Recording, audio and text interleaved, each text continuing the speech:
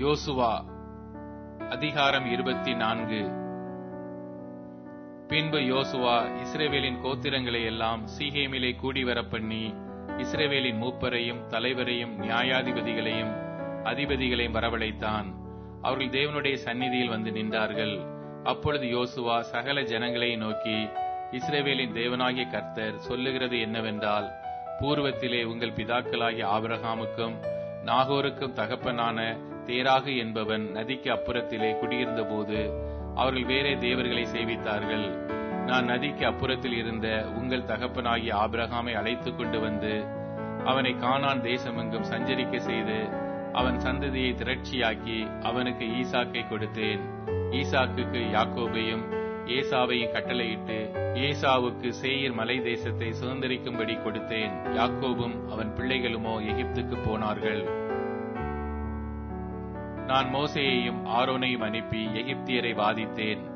அப்படி அவர்கள் நடுவிலே நான் செய்த பின்பு உங்களை புறப்பட பண்ணினேன். நான் உங்கள் பிதாக்களை எகிப்திலிருந்து புறப்பட பண்ணின போது சமுத்திர கரைக்கு வந்தீர்கள். எகிப்தியர் ரதங்களோடும் குதிரை வீரரோடும் உங்கள் பிதாக்களை சிவந்த சமுத்திரம் மட்டும் பின்தொடர்ந்தார்கள்.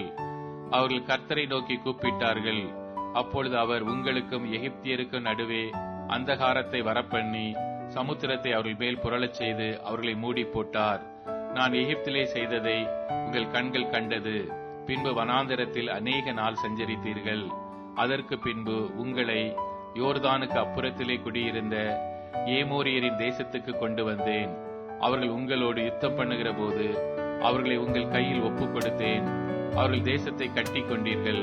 அவர்களை உங்கள் முகத்தினின்று அழித்து விட்டேன்.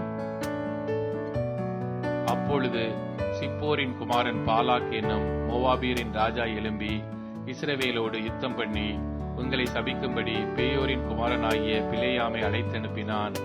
பிலேயாமுக்கு செவி கொடுக்க எனக்கு சித்தம் இல்லாததினாலே அவன் உங்களை ஆசீர்வதிக்கவே ஆசீர்வதித்தான். இவ்விதமாய் உங்களை அவன் கைக்கு தப்புவித்தேன்.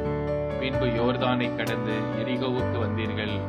எரிகோவின் குடிகளும் எமோரியரும் பெரிசியரும் கானானியரும் ஏத்தியரும் கிர்காசியரும் ஏவியரும் எபூசியரும் உங்களுக்கு விரோதமாக யுத்தம் பண்ணினார்கள். ஆனாலும் அவர்களை நான் உங்கள் கையிலே ஒப்புக் கொடுத்தேன். எமோரியரின் 2 ராஜாக்களையும் உங்கள் பட்டயத்தாலும் உங்கள் வில்லாலும் நீங்கள் துரத்தவில்லை. நான் உங்களுக்கு முன்பாக குளவிகளை அனுப்பினேன். அவைகள் அவர்களை உங்கள் முன்னின்று துரத்திவிட்டது.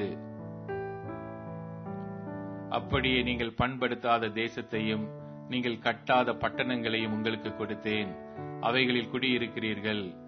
நீங்கள் நடாத திராட்சை தோட்டங்களின் பலனையும் ஒலிவத் தோப்புகளின் பலனையும் புசிக்கிறீர்கள் என்றார். ஆகையால் நீங்கள் கர்த்தருக்கு பயந்து அவரை உத்தமமும் உண்மையுமாய் சேவித்து உங்கள் பிதாக்கள் நதிக்கு அப்புறத்திலும் எகிப்திலும் சேவித்த தேவர்களை அகற்றிவிட்டு கர்த்தரை சேவியுங்கள். கர்த்தரை சேவிக்கிறது உங்கள் பார்வைக்கு ஆகாததாய் கண்டால் பின்ன யாரை சேவிப்பீர்கள் என்று இன்று தெரிந்து கொள்ளுங்கள். நதிக்கு அப்புறத்தில் உங்கள் பிதாக்கள் சேவித்த தேவர்களை சேவிப்பீர்களோ? நீங்கள் வாசம் பண்ணுகிற தேசத்துக்கு குடிகளாகிய எமோரியரின் தேவர்களை சேவிப்பீர்களோ? நானும் என் வீட்டாருமோ வென்றால் கர்த்தரையே சேவிப்போம் என்றான்.